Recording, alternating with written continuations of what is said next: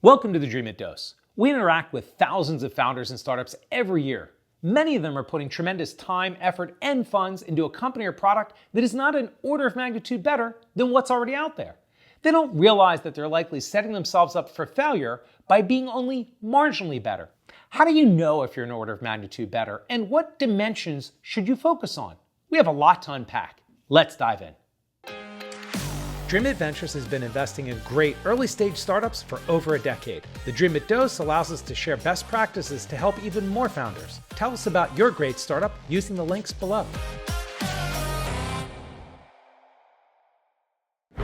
First, let's make sure we're on the same page and define what I mean by an order of magnitude better. Let's start with a quick math refresher. An order of magnitude means 10x larger or smaller. Smaller as in 1/10. So you're putting another zero in front of the one or behind it. So not a bit better, not a lot better, a whole hell of a lot better, 10x. For example, that means your processing speed is 10x faster, or that you get a task done in 1/10 the time, or your price is 1/10 of your competitors. No matter what it is, you need to be 10x better in a way that matters to your customer or user. Next, let's go through some examples of companies that broke through because they were an order of magnitude better. Keep these in mind as we continue this discussion.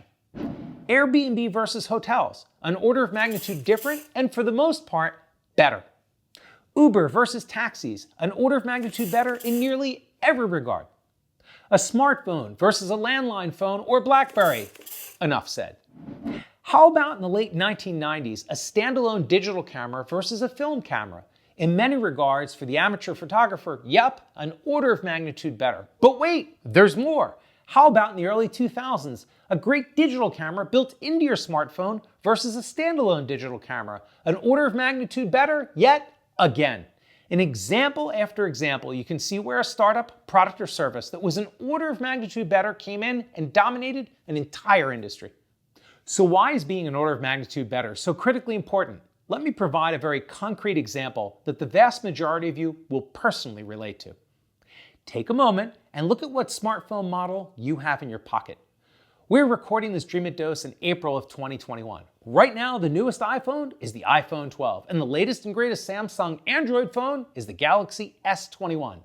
No matter whether you're watching this video on release day or years after, I want to know right now, do you have the latest and greatest smartphone? Wait, you don't? Why not? Don't you know that the newest model has a few more megapixels in the camera? That the processor is 20% faster? That the screen resolution is 20% better? It folds? You're probably thinking right now, you know what? The phone I have is good enough. Gets the job done. It's paid for. And I really don't see a compelling reason to upgrade or spend all the money and time buying a new phone and transferring everything over. And I'm a big believer in the motto, if it ain't broke, don't fix it. The new phone is not an order of magnitude better, so you don't make the switch.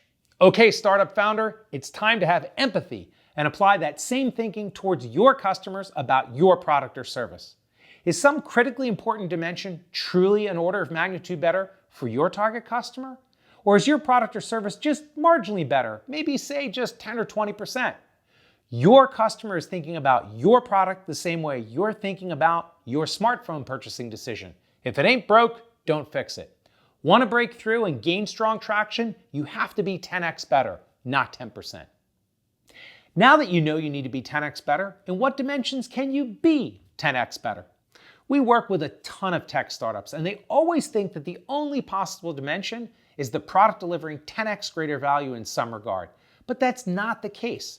There are dimensions beyond product, which means you have multiple opportunities to be an order of magnitude better. Maybe you're 10x better in price. Your top competitor charges $10 per unit. You charge $1 per unit. Or your product is free as you've come up with a different way to monetize. For example, you sell the data exhaust of your product.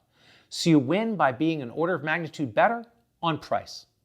Or you're an order of magnitude better because your onboarding process takes just 10 minutes or less, where your competitors take days or weeks and are a ton of work. Your price is the same, functionality is the same, but getting started and fully functional is an order of magnitude faster. And in that case, you win again. Maybe it's your distribution. Perhaps you're an order of magnitude better as you sell a physical product and you've come up with an unfair advantage of having phenomenal distribution. While your product may be the same or even inferior in some regards, you crush the competition as your product is everywhere. Think of those crappy small powdered donuts at the counter in your local convenience store. Not anywhere near the best, but they're ubiquitous and win because of it. Maybe it's a combination of things. The early days of Zappos, the online shoe seller, immediately comes to mind. They were selling the same exact product at full retail, but they came out and dominated with incredible customer service, speed of delivery, and a phenomenal return policy. The point is, order of magnitude is not a single-threaded possibility and does not only need to exist around your product. At the same time, make sure the dimensions you are focused on are incredibly meaningful to your target customers and have a large influence on their decision to purchase or use. So, how do you figure out if you're an order of magnitude better? It's actually pretty simple. I want you to fill in the following statement. Here's where we're an order of magnitude better and why it's so meaningful to our customers or users. The easiest way to back up and confirm your thinking is by talking to tons of target customers. If early feedback signals a less than 10x improvement, in many cases, your startup won't be able to break through and it may likely be time to make changes before you go further. However, if you see enthusiastic customer feedback and signals of rapid adoption, you've likely reached that 10x factor. Okay, that's it. Those are 5 ways to make sure you're at least an order of magnitude better. First, make sure you understand the definition of an order of magnitude. Second, compare yourself to high-profile company examples that have an order of magnitude better product or service. Third, take out your phone. If you don't have the latest and greatest model, think about how that relates to your customers and their adoption of your offering. Fourth, remember, you can be an order of magnitude better on dimensions beyond just your product or service. Finally, test your startup or idea and fill in the blank of, we're an order of magnitude better with something our customers or users care deeply about because we fill in the blank. And feel free to write your statement in the comments section of this video and see what others think. I'll try to comment as well. That's it. That's your Dreamit Dose. Please leave your questions in the comments section. If you found this video valuable, please like and subscribe. We have a lot more coming. To see all of our doses, go to dreamit.com/dose. See you next time. That the processor is 20%. I was getting ready for the funny line. Or is your product or service just marginally better, say by just 20? Let's look at a few examples. Confirm. You catch every little mistake I make, it's incredible.